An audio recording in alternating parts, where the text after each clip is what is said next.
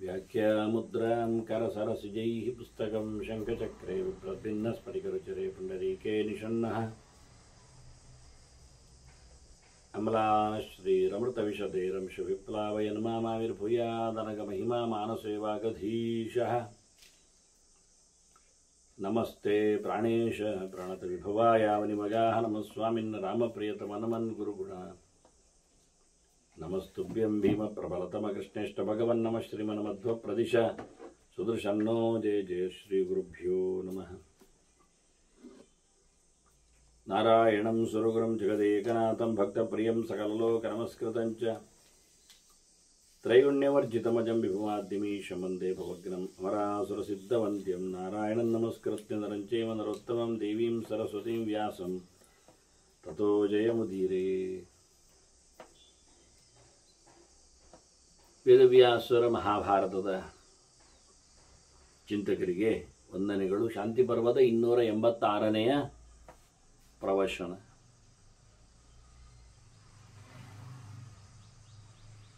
ಧರ್ಮರಾಜ ಒಬ್ಬ ಒಳ್ಳೆಯ ಭಗವಂತನ ಜ್ಞಾನಿಯ ಬಗ್ಗೆ ಕೇಳಿಕೊಂಡಾಗ ಭೀಷ್ಮರು ಗೊತ್ತಾಯಿತು ಅಂತ ಹೇಳಿ ನೆನಪಾಗ್ತಾ ಇದೆ. ಹಿಂದೊಮ್ಮೆ ನಾನು ತಪಸ್ಸು ಮಾಡುವಾಗ ಗಂಗಾದ್ವಾರದಲ್ಲಿ ನನ್ನ ಅಮ್ಮನನ್ನು ಗಂಗೆಯನ್ನು ನೋಡಲಿಕ್ಕೆ ಗರುಡ ಬಂದಿದ್ದ ಅಂತ ಕತೆ ಹೇಳಿದರು.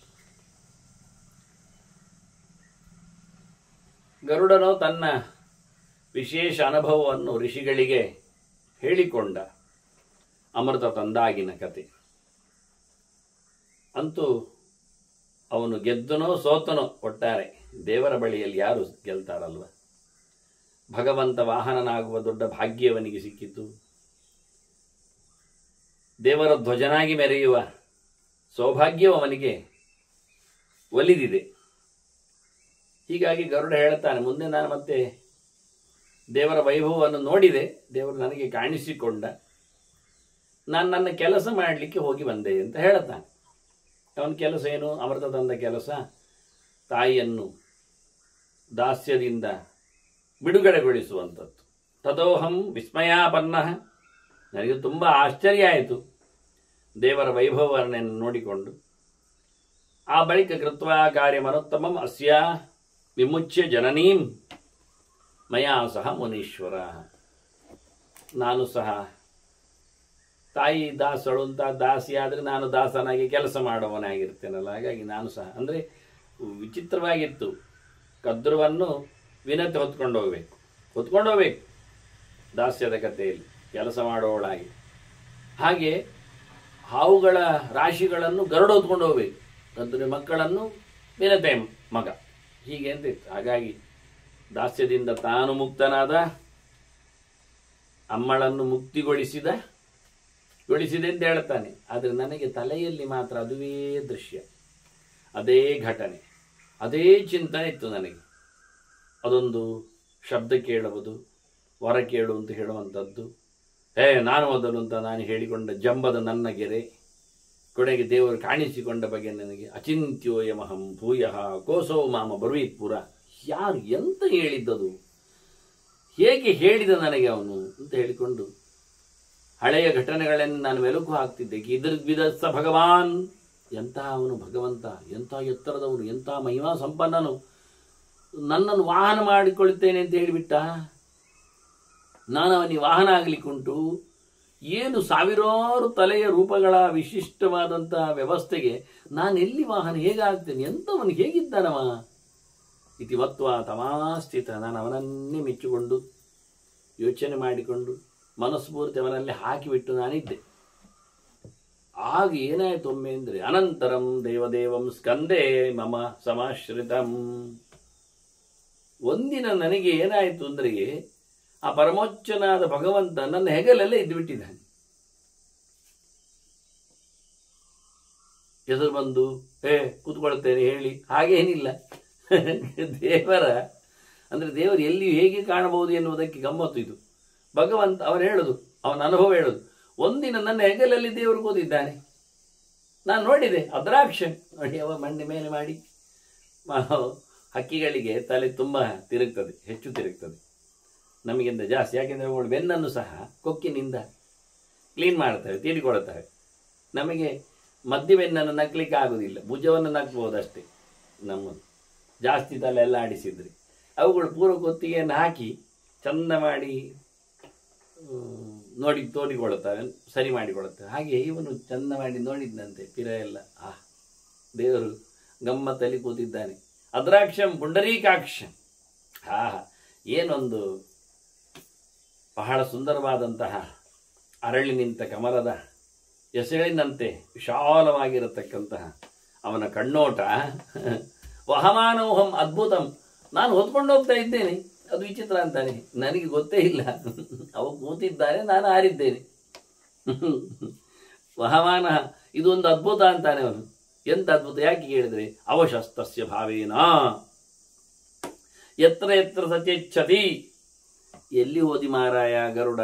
ಪ್ರಶ್ನೆ ಇಲ್ಲ. ಮತ್ತೆ ಎಲ್ಲಿ ಹೋಗಬೇಕು ಗೊತ್ತಿಲ್ಲ. ಮತ್ತೆ ನಾನು ಎಂಥದ್ದು ಅಂತ ನನಗೆ ಗೊತ್ತಿಲ್ಲ ಅಂತಾನೆ ಗರುಡ. ಅವಶಃ, ನಾನು ಪರಮಾತ್ಮ ವಶನಾಗಿ ಬಿಟ್ಟಿದ್ದೇನೆ, ನನ್ನ ವಶ ಇಲ್ಲ. ಅಹೈತಿ ಬ್ರಹ್ಮ ಅಂತ ಭಗವದ್ ವಶನಾಗಿದ್ದೇನೆ. ನಾನು ದೇವರ ಕೈಯಲ್ಲಿ ನಾನು ಸಿಕ್ಕಿದ್ದೇನೆ. ಅದಕ್ಕೆ ನಾನು ಯಾವತ್ತು ಹೇಳುದು, ಈ ಗೊಂಬೆಯಾಟದ ಗರುಡ ವಾಹನನ ಬಗ್ಗೆ ನೋಡಿದರೆ, ಆಗ ಆ ಮೇಲೆ ಕೂತವನೇ ಗರುಡನನ್ನು ಇಟ್ಕೊಳ್ಳೋದು, ಅವನ ರೆಕ್ಕೆಯನ್ನೆಲ್ಲ ಆಡಿಸುವುದು ಗೊಂಬೆಯಲ್ಲಿ. ಯಾಕೆ ಕೇಳಿದರೆ, ಅದು ಗೊಂಬೆ, ಮೇಲಿದ್ದು ಗೊಂಬೆ, ಮತ್ತೆಂಥದ್ದು.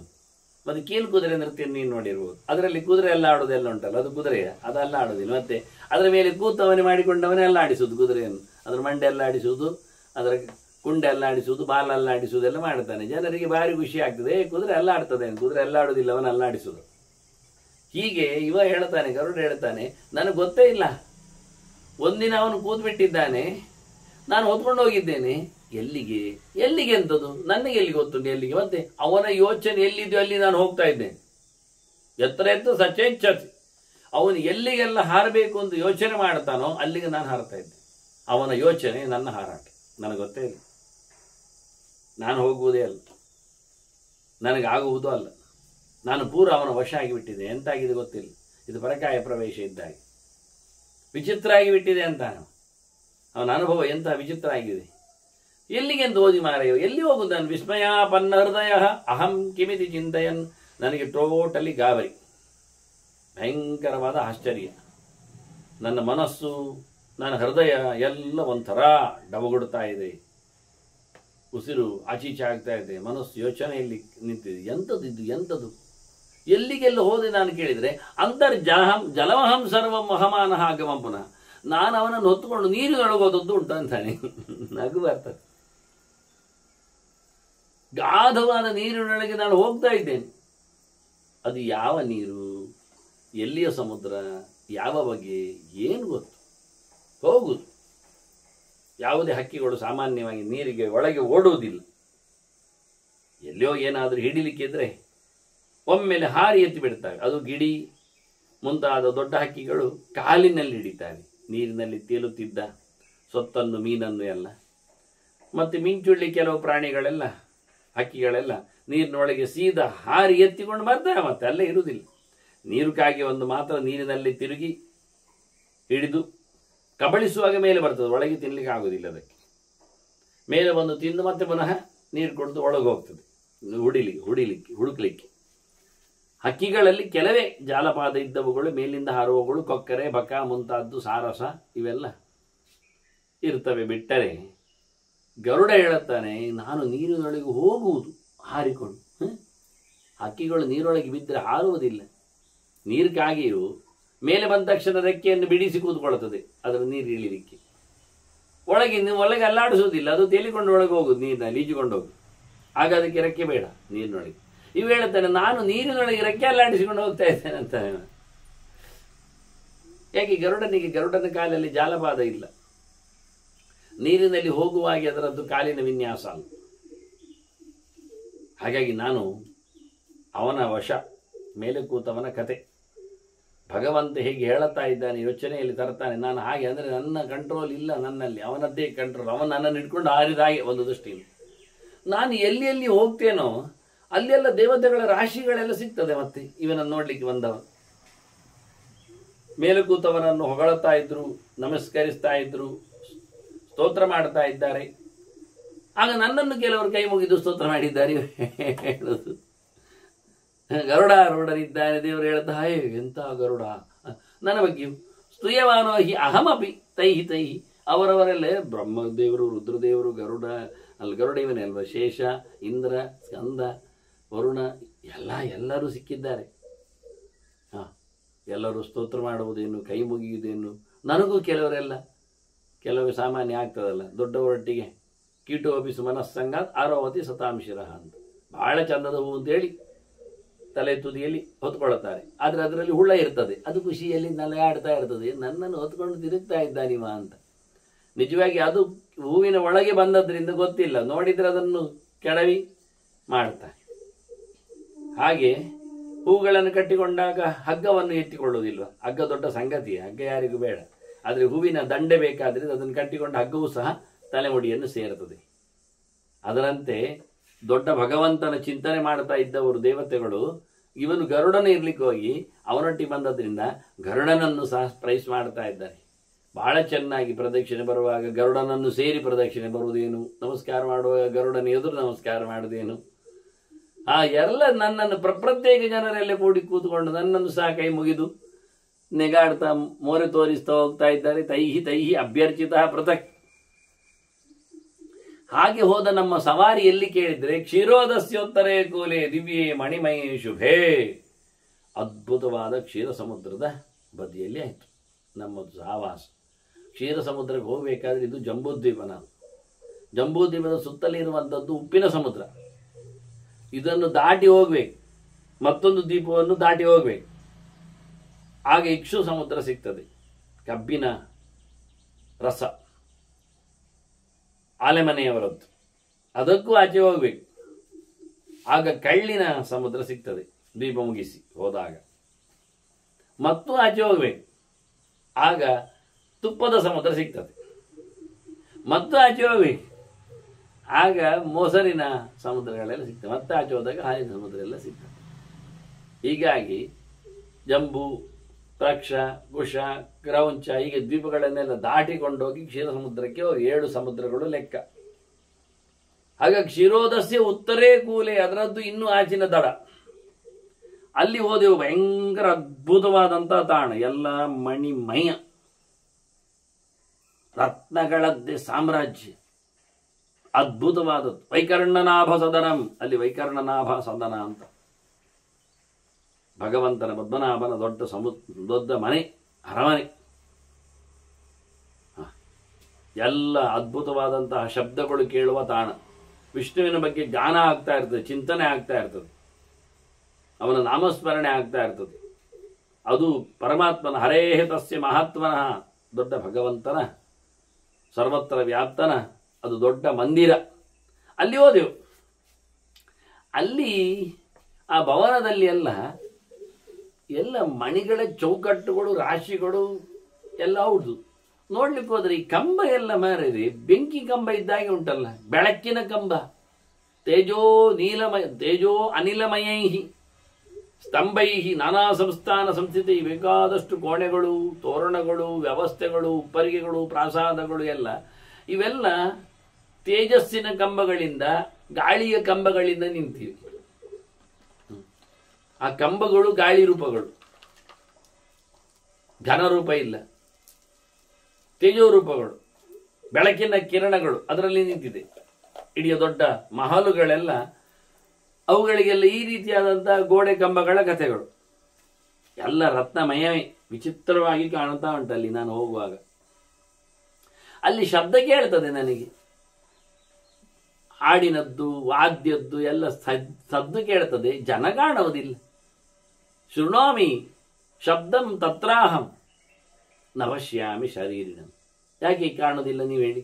ಈಗಾಗ ಹೇಳಿದ್ದಲ್ಲ, ಆ ಮಹಲುವಿನಲ್ಲಿಯೇ ಕಂಬಗಳೇ ಬೆಳಕಿನ ಗೆರೆಗಳಲ್ಲಿ, ಗಾಳಿಯ ವ್ಯವಸ್ಥೆಗಳಲ್ಲಿ ನಿಂತಿವೆ ಅಂದರೆ ಗಾಳಿಯ ಮನುಷ್ಯರು ಕಾಣ್ತಾರ? ನಮಗೆ ಕಾಣದಿರುವಂಥದ್ದೇ ಗಾಳಿ ಅಲ್ವಾ, ಮುಟ್ಟಿದ್ದು ಅದಾಗ್ತದೆ ಮೈಗೆ.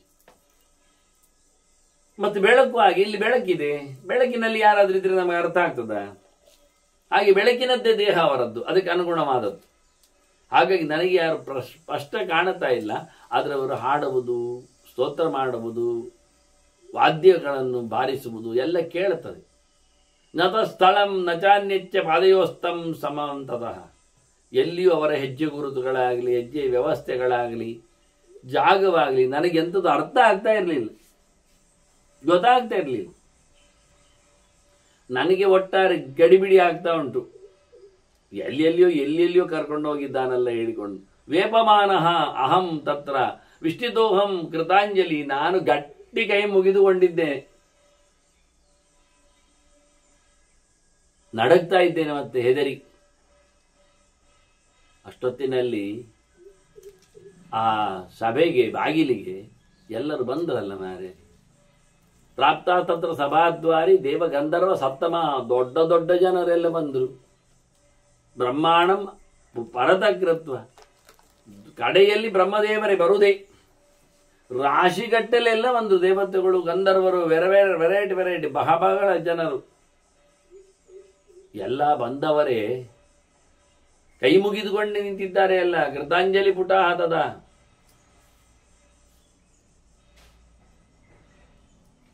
ಮಾತೇ ಇಲ್ಲ. ತದಸ್ತದಂತರೇ ತಸ್ಮಿನ್ ಕ್ಷೀರೋದಾರಣ್ಯಮ ಶೀಕರೈ ಬೋಧ್ಯಮಾನಃ ಮಹಾವಿಷ್ಣು ಆವಿರ್ಭೂತಃ ಇವಾಭವು. ಅಲ್ಲಿಗೆ ಮೆಲ್ಲಕ್ಕೆ ಕ್ಷೀರ ಸಮುದ್ರದ ನೀರುಗಳು ಸಿಂಪಡಿಸಿ ಒಬ್ಬನನ್ನು ಎಬ್ಬಿಸಿ ಮೇಲೆ ತರುವ ಹಾಗೆ ಮೇಲೆ ಬರ್ತಾ ಇದ್ದಾನೆ. ಹಾಲಿನ ಸಮುದ್ರದ ನಡುವೆ ಬಹಳ ಚೆನ್ನಾಗಿ ಮಹಾವಿಷ್ಣು ಹೀಗೆ ಕಾಣಿಸಿಕೊಂಡ ನನಗೆ ಅಂತಾನೆ. ಹೇಗಿತ್ತು ಅವನ ವೈಭವ ಅಂದ್ರೆ,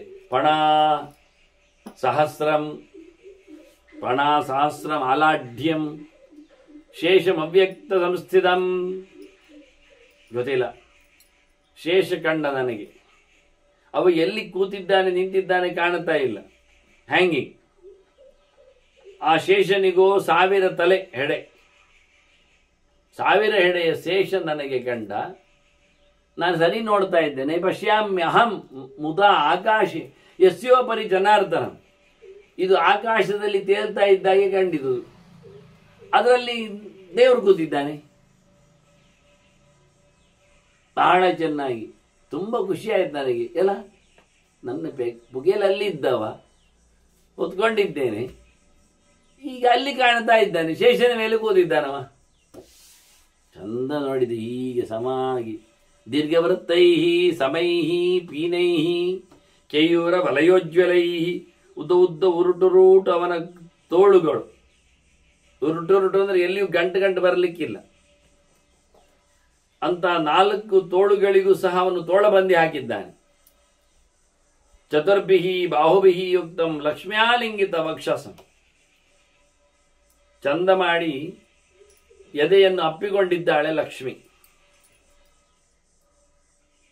ಒಳ್ಳೆ ತೋಳುಗಳ ಎಡೆಯಲ್ಲಿ ಅವಳ ಕೈ ಬಂದಿದೆ, ನನಗೆ ಕಾಣ್ತದೆ. ಅವಳು ಹಿಡ್ಕೊಂಡದ್ದು ಕಾಣ್ತದೆ, ಗಟ್ಟಿಯಾಗಿ ಎದೆಯನ್ನು ಇಟ್ಕೊಂಡಿದ್ದಾಳೆ. ಮತ್ತೆ ನೋಡ್ತಾ ಇದ್ದೇನೆ, ಪೀತಾಂಬರೇಣ ಸಂಹಿತಂ, ಸೊಂಟ ಪೂರ್ತಿ ಆ ಹಳದಿ ಬಟ್ಟೆಯಲ್ಲಿ ತುಂಬಿದ್ದಾನವ.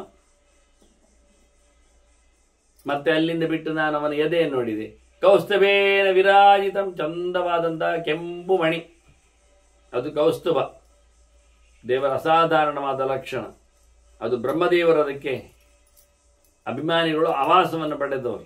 ಅಲ್ಲಿ ಬ್ರಹ್ಮದೇವರು ಕಾಣ್ತಾ ಇದ್ದಾರೆ ಆ ಲೆಕ್ಕದಲ್ಲಿ. ಕೌಸ್ತುಭ ಕಂಡಿತ್ತು ಅಂದು ಬಹಳ ಅದ್ಭುತವಾಗಿ ದೇವರು ಕಾಣ್ತಾ ಇದ್ದಾನೆ.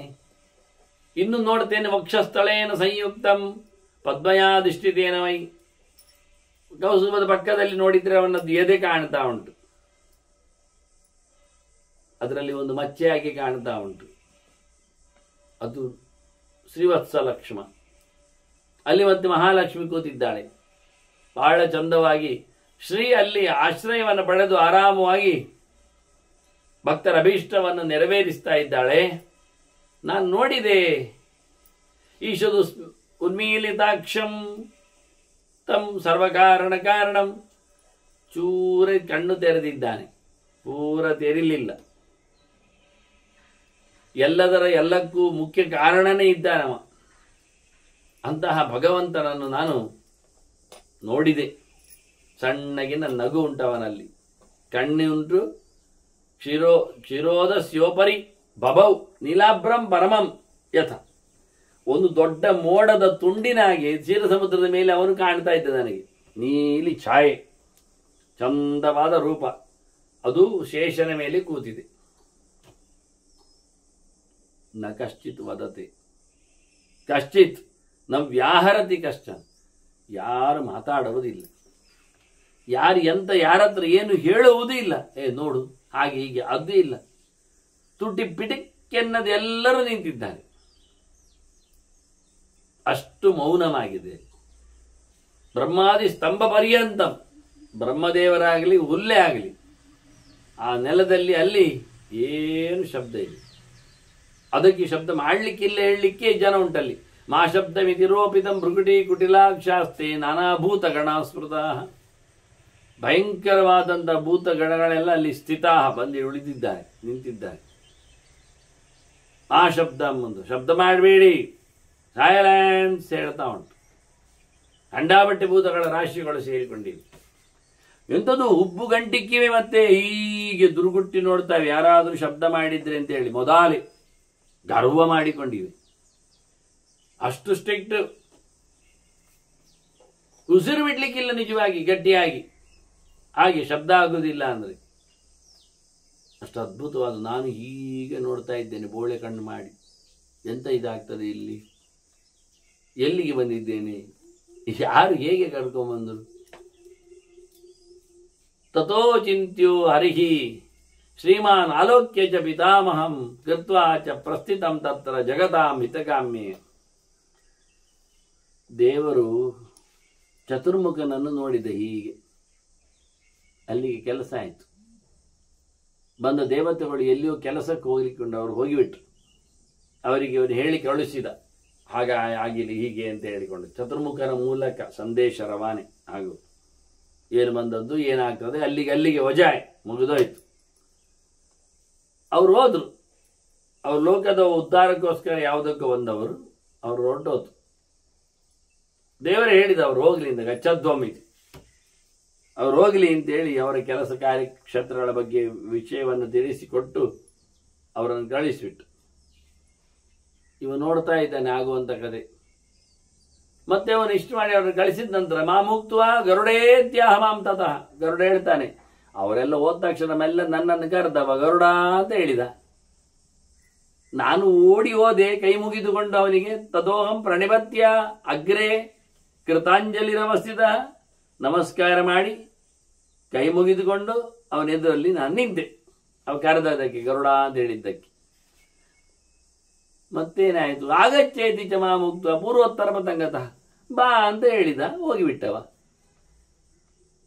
ಈಗ ನನ್ನ ಮೇಲೆ ಕೂತ್ಕೊಳ್ಳಿಲ್ಲ, ಹೋದ. ಎಲ್ಲಿಗೆ? ಪೂರ್ವ ಮತ್ತು ಉತ್ತರ ದಿಕ್ಕಿಗೆ ಹೋದ, ಈಶಾನ್ಯಕ್ಕೆ ಹೋದ. ನಾನು ಬರಲಿಕ್ಕೆ ಹಿಂದಿಂದ. ಗಮ್ಮತ್ತಾಯಿತು. ಅವನು ಹೋದದ್ದು ನನಗೆ ಬರಲಿಕ್ಕೆ ಹೇಳಿದ್ದು ಶುರುವಾಯಿತು ನನಗೆ. ಅವು ಎಷ್ಟು ಚಂದವಾಗಿ ನಡೀತಾನೆ ಹೇಳಿದ್ರು. ಅತೀವ ಮೃದುಭಾವೇನ ಗಚ್ಚನ್ನಿವ ಸದೃಶ್ಯ. ಅವರು ಬಹಳ ಸ್ಮೂತ್ ಆಗಿ ಮೆಲ್ಲಕ್ಕೆ ನಿಧಾನ ನಡೆದಾಗೆ ಕಾಣ್ತದೆ ನನಗೆ. ಕಾಣುವಾಗ ಹೀಗೆ ಹೋದ ಹಾಗೆ ಹೋದ ಅಂತ ಅನಿಸ್ತದೆ ಉತ್ತರ ದಿಕ್ಕಿನಲ್ಲಿ. ನಾನು ಪುಟಕ್ ಹಾರ್ತಾ ಹೋಗಿ ಶುರು ಮಾಡಿದೆ. ಅಂದ್ರಕ್ಕೆ ಉಂಟಲ್ಲ, ಎಂತ ಓದದ್ದು ಮಾರ್ಯಾರೆ. ಅಯುತಂ ನಿಯುತಂಚಾಹಂ ಪ್ರಯುತಂಚಾರ್ಬುದಂ ತತಃ. 10,000 ಆಯಿತು ಯೋಜನ. ಒಂದು ಯೋಜನ ಅಂದ್ರೆ 10 ಮೈಲಿನಷ್ಟು ಆದ್ರೂ ಮಾಡಿದರೆ 10,000 ಯೋಜನ ಅಂದ್ರೆ ಏನಾಯ್ತು, 1,00,000 ಮೈಲ್ ಆಯ್ತು. ನಾನು ಓದದ್ದು ಆಗಲಿಲ್ಲ. ಇನ್ನು ಹೋಗ್ತಾನೆ ಇದ್ದಾನೆ, ಮೆಲ್ಲ ಹೋದಾಗಿದ್ದಾನವ. ಟೈ ಟೈ ಅಂತ ಹೋಗ್ತಾ ಇದ್ದಾನೆ. ನನಗೆ ಹೋಗುವಾಗದು ರಾಶಿಗಟ್ಟಲೆ ಯೋಜನೆ ಆಗ್ತಾ ಉಂಟು. 5 ಹೋಗಿ 5 ಕಳೆಯಿತು. ಮತ್ತೆ ನೀವು ಲೆಕ್ಕ ಕೊಡುವಾಗ ಇದು 1,00,000 ಯೋಜನೆ, 10 ಲಕ್ಷ ಆಯ್ತು ನಾನು ಹೋದದ್ದು. ಮತ್ತೆ ನೋಡಿದಾಗ ಪ್ರಯುತ ಅಂದ್ರೆ 10,000 ಲಕ್ಷ 10 ಲಕ್ಷಕ್ಕೆ ಹೋಯ್ತು. 10 ಲಕ್ಷಕ್ಕೆ ಇದಾದ್ರೆ ಕೋಟಿ ಆಯ್ತು ಮೈಲಲ್ಲಿ. ಮತ್ತೆ ಅರ್ಬುದ ಅಂತದ, ಮತ್ತೆ ಕೋಟಿಗೆ ಹೋಯ್ತು ಯೋಜನೆ, ಅಂದ್ರೆ ಅದು 10 ಕೋಟಿ ಆಯ್ತು. ನಾನು ಓಡ್ತಾ ಇದ್ದೇನೆ, ಅವ ಮೆಲ್ಲ ಹೀಗೆ ನಡೀತಾ ಇದ್ದಾಗೆ ಕಾಣ್ತದೆ. ನಾನು ಬುಡುಕ್ ಹಾರಿದ ಬಬಾ ಅಂತ ಹೇಳಿಬಿಟ್ಟಿದ್ದಾನಲ್ಲ. ನಂಗೆ ಸುಸ್ತೋ ಮಾರ್ಯಾರಿ. ಕೋಟಿಗಟ್ಟಲೆ ಯೋಜನೆಗಳ ದಾರಿಗಳನ್ನು ನಾನು ಸವೆಸ್ತಾ ಇದ್ದೇನೆಂದಾಗ, ನಾನು ಹಾರಿಕೊಂಡೋದ್ರೂ ಪತಮಾನೋ ನಿಶಂ ಯೋಜನಾನಿ ತತಸ್ತತಃ ಪತಮಾನೋಹ ಮನಿಷಂ. ನಿಲ್ಲಿಸದೆ ನಾನು ಹಾರಿಕೊಂಡು ಹೋದವ ಯೋಜನೆಗಳನ್ನು ಹೋಗಿ ನಾನು ತತ್ ತ್ವಂ ಅಹಂ ಭಕ್ತ, ನನಗೆ ಆಗಲಿಲ್ಲ. ಮತ್ತೆ ನಾನು ಅದು ಅಂತ ಹೇಳಿ ಶುರು ಮಾಡಿದೆ. ಅದು ಒಂಚೂರು ನಿಲ್ಲಿಸುವ ಅಂತ ಸಾಕು ಅಂತ ಹೇಳುವ. ನೀನು ಅಂತ ಹೇಳಿ ಶುರು ಮಾಡಿದೆ. ನಾನು ಅಂದೆ. ನಾನು ನಿನ್ನ ಭಕ್ತ ಅಲ್ಲ ಮಾರೆ, ನಿನ್ನ ನಾನು ದಾಸ ಇದ್ದೇನೆ, ಸೇವಕ ಇದ್ದೇನೆ, ಪ್ರೀತಿ ಮಾಡುವ ಇದ್ದೇನೆ, ಭಕ್ತಿ ಮಾಡುವ ಇದ್ದೇನೆ. ದೇವರೇ ವಿಷ್ಟಿತೋಸ್ಮಿ ಪ್ರಶಾಸ್ತುನ, ನಾನು ಸೋತವನು ನಿಂತಿದ್ದೇನೆ ನಿನ್ನ ವಿಷಯದಲ್ಲಿ. ನಂಗೊಂಚೂರು ಏನಾದರೂ ಒಂದು ಒಳ್ಳೇದು ಮಾಡು ಮಾರಾಯ.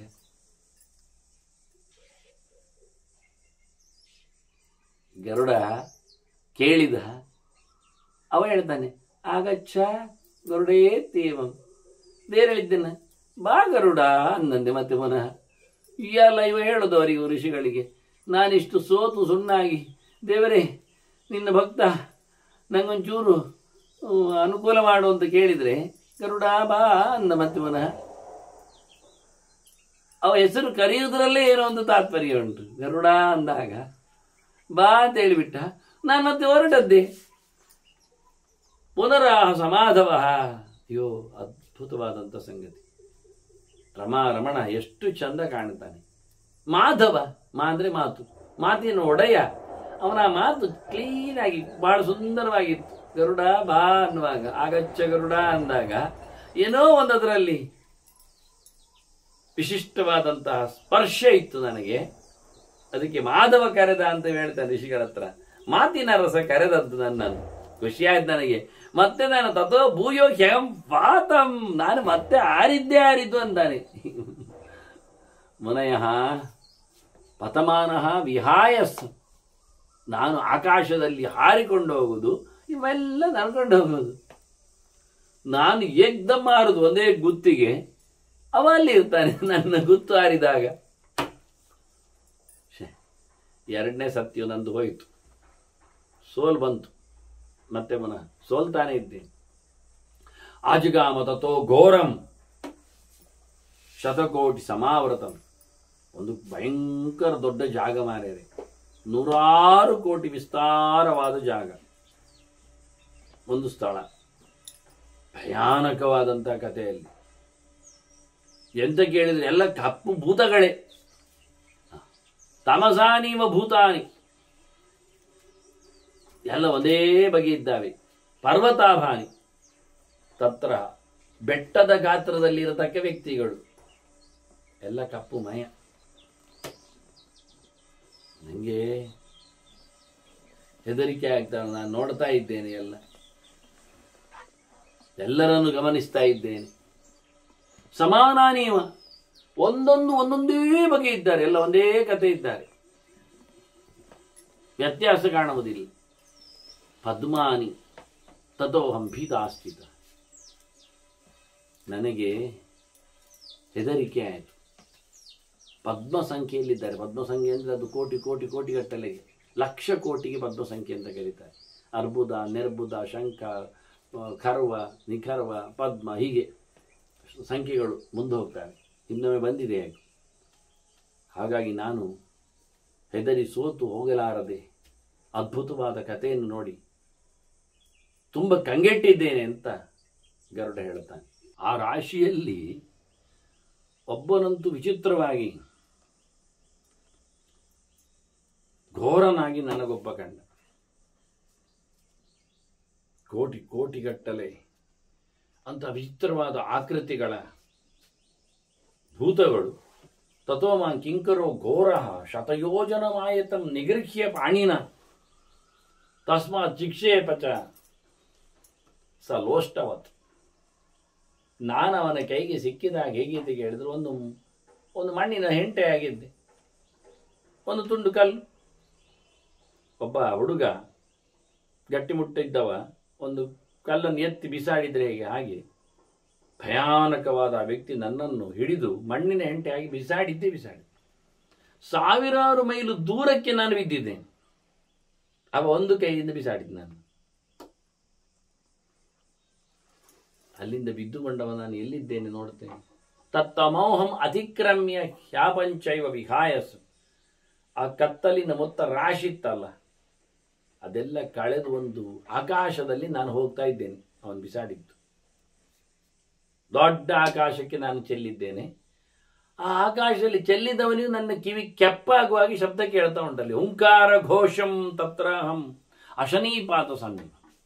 ಸಿಡಿಲು ಬಡಿದಾಗಿ ನನ್ನ ಕಿವಿ ಪಕ್ಕದಲ್ಲಿ ಒಂದು ಸದ್ದಾಗ್ತಾ ಇತ್ತು ಭಯಾನಕವಾಗಿ. ಅದು ಯಾವ ಜಾಗವೋ ಹೇಗೋ, ನಾನು ಬಿಸಾಡಲ್ಪಟ್ಟವ, ಬಿದ್ದೋಗ್ತಾ ಇದ್ದವ, ಶಬ್ದ ಕೇಳುತ್ತಾ ಇದ್ದೇನೆ. ಕಿವಿ ಪಕ್ಕದಲ್ಲಿ ಕರ್ಣಮೂಲೆ ಯಶರಣಮ, ಅಲ್ಲಿ ಆದಾಗೆ ಉಂಟು ಸೌಂಡ್. ತಥೋ ಭೂತೈ ಸಮಾಸ್ಥಿತ. ಅಲ್ಲಿ ನೋಡ್ತೇನೆ ಮತ್ತೆ ಕಂಡಾಬಟ್ಟೆ ಭೂತಗಳುಂಟು, ಬರ್ಬಡಿ ಮೆತ್ತಿಕೊಂಡಿವೆ. ನನಗೆ ಗಾಬರಿಯಾಗಿ ದೇವರೇ ದೇವರೇ ದೇವರೇ ಎಂದು ನಾನು ಸಂಕಟದಲ್ಲಿ ತಥೋಹಂ ದೇವ ದೇವೇಶ ತ್ರಾಹಿಮಾಂ ಪುಷ್ಕರೇಕ್ಷಣ. ಅದೇ ಅರಳುಗಣ್ಣಿನ ತಾವರೆಸಲಿನಂತೆ ಕಣ್ಣುಳ ಭಗವಂತನನ್ನು ನಾನು ಮತ್ತೆ ನೆನಿತಾ ಇದ್ದೇನೆ. ಓ ಸರ್ವೋತ್ತಮನೇ ಹೇಳಿ ನನ್ನನ್ನು ಕಾಪಾಡಬೇಕು ಎಂದು ಬೊಬ್ಬೆ ಇಡ್ತಾ ಇದ್ದೇನೆ ನಾನು. ಅಷ್ಟೊತ್ತಿಗೆ ನಾನು ಹೇಳ್ತಾ ಇದ್ದೇನೆ, ಸರಿ ಇತ್ಯಬ್ರವಂ ಅಹಂ ತತ್ರ ತಥೋ ವಿಷ್ಣು ರುವಾಚಮ. ನನಗೆ ದೇವರು ಹೇಳಿದ ಅಂತ ನನ್ನ ತಲೆ ವಾಸ್ತವವಾಗಿ. ಅಂದರೆ ಮನುಷ್ಯನಿಗೆ ಕೆಲವೊಮ್ಮೆ ಹಾಗೆ ಉತ್ತರ ಬಂದಾಗಿರ್ತದೆ. ದೇವರು ಹೇಳಿದೆ ಅಂತ ನಾನು ಬೊಬ್ಬೆ ಹೊಡೆದದ್ದು ಮಾತ್ರ ನನಗೆ ಗೊತ್ತು. ದೇವರು ಹೇಳಿದ ಅಂತ ಸಮಾಧಾನ ಪಡ್ಕೊಳ್ಳ ಇರಬೇಕು ನಾನು, ಆದರೆ ದೇವರೆಂತ ಹೇಳಲಿಲ್ಲ. ಅದರ ಬದಲಿಗೆ ಆದ ಕಥೆ ಅಂತ ಕೇಳಿದ. ನಾನು ಬೊಬ್ಬೆ ಹೊಡೆದಂತೆ ದೇವರು ನನ್ನನ್ನು ಸಮಾಧಾನ ಮಾಡಿದ ಅಂತ ಅನಿಸಿಕೊಂಡವಷ್ಟಿಗೆ ನನ್ನ ಒಂದು ಮಾಟಿಯೊಳಗೆ ಗುಹೆಯೊಳಗೆ ಇನ್ನೊಬ್ಬ ಬಿಸಾಡಿಬಿಟ್ಟ ನನ್ನ. ಸುಶಿರಸ್ಯ ಮುಖೇ ಕಚ್ಚಿತ್ ವಾನ್ ಶಿಕ್ಷೇಪ. ಭಯಾನಕ ಆ ಸೌಂಡ್ ಮಾಡುವ ಭೂತಗಳ ರಾಶಿ ಇತ್ತಲ್ಲ, ಅದರಲ್ಲಿ ಯಾರೋ ಒಬ್ಬ ನನ್ನನ್ನು ಒಂದು ದೊಡ್ಡ ಗುಹೆಯೊಳಗೆ ಬಿಸಾಡಿದ್ದಾನೆ. ಆ ಗುಹೆಯಲ್ಲಿ ನಾನು ಎಲ್ಲಿಯೋ ದಾಟಿ ಹೋಗಿದ್ದೇನೆ. ಅತೀತೋಹಂ ಕ್ಷಣಾದಗ್ನಿಂ ಅಪಶ್ಯಂ ವಾಯುಮಂಡಲಂ. ಬೆಂಕಿಯ ರಾಶಿಯಿಂದ ನಾನು ದಾಟಿಕೊಂಡು ಗಾಳಿಯ ರಾಶಿಗೆ ಬಿದ್ದಿದ್ದೇನೆ. ಅದು ಹೇಗೆ ಬೆಂಕಿ ರಾಶಿಯಲ್ಲಿ ಒಳಗೋದ್ನ, ಗಾಳಿಯ ರಾಶಿಯೊಳಗೆ ಹೇಗೆ ಬಿದುಗೊಂಡ. ಆಕಾಶಮಿವ ಸಂಪ್ರೇಕ್ಷ್ಯ ಕ್ಷಿಪ್ತುಗಾಮೋಪಾಗತ. ಅಲ್ಲಿ ನೋಡ್ತೀನಿ ಇನ್ನೊಬ್ಬ ಮತ್ತೊಂದು ದೊಡ್ಡ ಭಯಾನಕವಾದ ರೂಪದಲ್ಲಿ ನನ್ನನ್ನು ಬಿಸಾಡಲಿಕ್ಕೆ ಇನ್ನೊಬ್ಬ ಬರ್ತಾ ಇದ್ದಾನೆ, ಎತ್ತಿ ಹಿಡಿಲಿಕ್ಕೆ. ಒಬ್ಬನಿಂದ ಒಬ್ಬನಿಗೆ ಬಿಸಾಡಿದ್ದು ಆಟದ ಮೈದಾನದಲ್ಲಿ ಇದ್ದಾಗಿ. ಎಲ್ಲಿಗೆ ಬೀಳ್ತದೆ ಗೊತ್ತಿಲ್ಲ. ಅವ ಇನ್ನೊಬ್ಬ ಬಂದಿದ್ದಾನೆ ನನ್ನನ್ನು. ನಾನು ಮತ್ತಲ್ಲಿ ಬೊಬ್ಬೆ ಹೊಡಿತೇನೆ. ತತ್ರ ಅಹಂ ದುಃಖಿತೋ ಭೀತಃ ಕ್ರೋಶಮಾನಃ ಅವಸ್ಥಿತಃ. ಕೂಗ್ಲಿಕ್ಕೆ ಬೆಪ್ಪನಾಗಿ ಬೊಬ್ಬೆ ಹೊಡಿಲಿಕ್ಕೂ ಸಾಧ್ಯ ಆಗದಷ್ಟು ನಾನು ಹೆದರಿಕೊಂಡು ಬೊಬ್ಬೆ ಹೊಡಿಲಿಕ್ಕೆ ನೋಡ್ತಾ ಇದ್ದೇನೆ. ನನಗೆ ಬೊಬ್ಬೆ ಹಾಕ್ಲಿಕ್ಕೆ ಪುರುಸೋದು ಕೊಟ್ಟನ ಎಲ್ಲೂ ಗೊತ್ತಿಲ್ಲ. ಕ್ಷಣಾಂತರೇಣ ಘೋರೇಣ ಕ್ರುದ್ಧೋ ಹಿ ಪರಮಾತ್ಮನ. ಒಂದು ದೊಡ್ಡ ವಿಚಿತ್ರವಾದಂತಹ ವ್ಯಕ್ತಿಯವ, ಭಯಾನಕ ಇದ್ದಾನೆ. ಅದು ಏನವನು ಸ್ವಪಕ್ಷ ರಾಜಿನ, ಅವರಲ್ಲಿ ಅವನು ದೊಡ್ಡವನಿರಬೇಕು ಹೆಚ್ಚಿನ ಅಂಶ. ನನ್ನನ್ನು ನೋಡಿದ್ದವನು ಹಿಡಿದಾಯ್ತಲ್ಲ, ದೃಷ್ಟ್ವಾಮಾಂ ಶಿಕ್ಷೇಪ ಭಯಂಕರ. ನನ್ನನ್ನು ನೋಡಿದ, ಹಿಡಿದ, ಎಸೆದ. ನಾನು ಮತ್ತೆ ಬಿದ್ದದ್ದೆಲ್ಲಿ ನೋಡ್ತೇನೆ. ಅಂದರೆ ಇದು ಯಾಕೆ ಅಂದರೆ ಅಲ್ಲಿಗೆ ಹೋಗ್ಲಿಕ್ಕೆ ಆಗುದಿಲ್ಲ ಇವನಿಗೆ. ಈಗಾಗಲೇ ಸುಮಾರು ದೂರ ಬರುವಾಗಲೇ ದೇವರ ಹತ್ರ ಹೇಳ್ತಿದ್ದ, ಅಯ್ಯೋ ನಾನು ದೇವರೇ ಭಕ್ತ ಅಂತ. ದೇವರು ಬಾಗರುಡ ಅಂತ ಹೇಳಿ ಮುಂದೆ ಹೋಗ್ತಿದ್ದ. ಇನ್ನು ಬಾಬಾ ಹೇಳಲಿಕ್ಕಿಲ್ಲ ಇವನನ್ನು. ಬಾಬಾ ಹೇಳಿಕೊಂಡ್ರೆ ಮುಂದೆ ಹೋಗುದಿಲ್ಲ ಇವನಿಂದ ಆಗುದಿಲ್ಲ. ಇನ್ನು 4 ಹೆಜ್ಜೆಯಿಂದ ಹೋದಾಗ ಮತ್ತೆ ಕೂಗ್ತಾನೆ. ಅದಕ್ಕೇನು ಮಾಡಿದ್ದು, ಆ ಒಂದು ಪ್ರದೇಶದಲ್ಲಿ ಬಿಸಾಡುವವರೇ ಇದ್ದಾರೆ, ಅವರ ಹತ್ರ ಬಿಸಾಡಿಸಿದ್ದು. ಅವರು ಸುಮಾರು 1000 ಮೈಲಿ ಒಮ್ಮೆ ಒಂದೇ ಪೆಟ್ಟಿಗೆ ಬಿಸಾಡ್ತಾರೆ ಇವನನ್ನು. ಅಲ್ಲಿಂದ ಇನ್ನೊಮ್ಮೆ ಬಿಸಾಡಿದ, ಮತ್ತೊಂದು ಕಡೆ ಬಿಸಾಡಿದ. ಹೀಗೆ ಬಿಸಾಡಿ ಕೊನೆಯ ಬಿಸಾಡಿದ್ದೀವ ಬಿದ್ದಿದ್ದಾನೆ. ನೋಡ್ತಾನೆ, ಅಪಶ್ಯಂ ಗರುಡ ಕುಲಂ.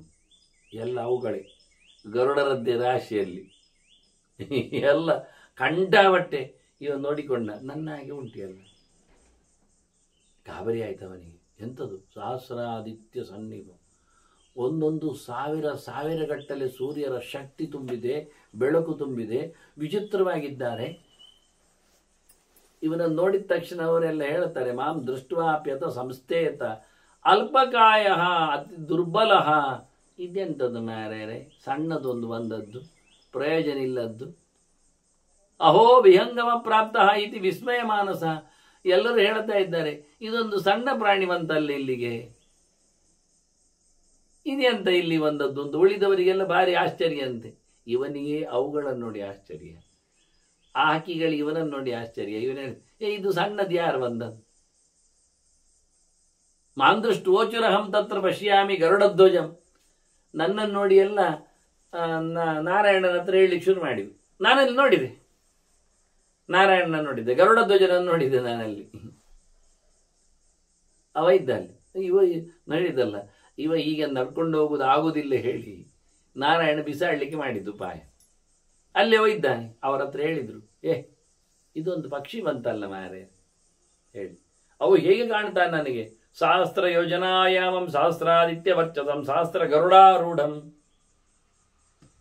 ಗರುಡಾಸ್ತೆ ಮಹಾಬಲಾಹ.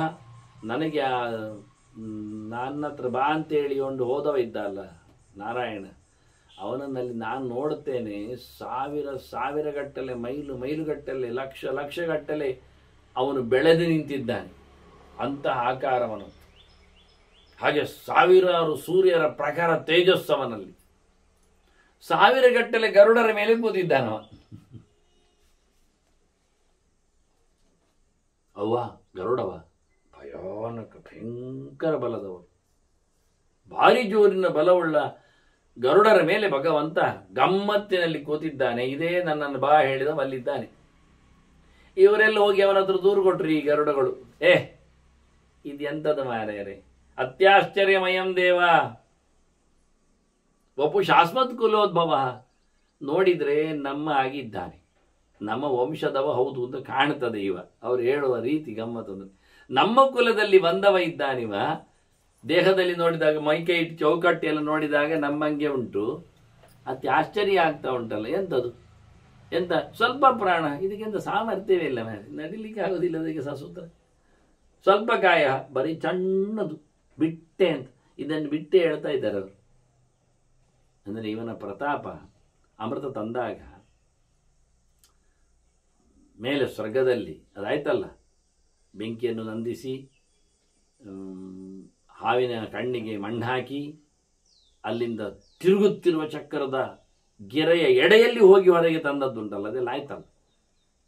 ಅದರ ನಂತರದಲ್ಲಿ ಕದಿಲಿಕ್ಕೆ ಆಗದಂತೆ ಮಾಡಲಿಕ್ಕೆ ಅಲ್ಲಿ ಲಡಾಯಿಗೆ ಬಂದಾಗ ದೇವತೆಗಳೆಲ್ಲ ದೂರು ಕೊಟ್ಟು ರಕ್ಷಣೆ ಮಾಡುವುದು ಇಂದ್ರ. ಆದರೆ ಇಂದ್ರ ಅಂತ ಹೇಳ್ತಾರೆ, ಇಂದ್ರ ವಜ್ರಾಯುಧ ಬಿಸಾಡ್ತಾನೆ.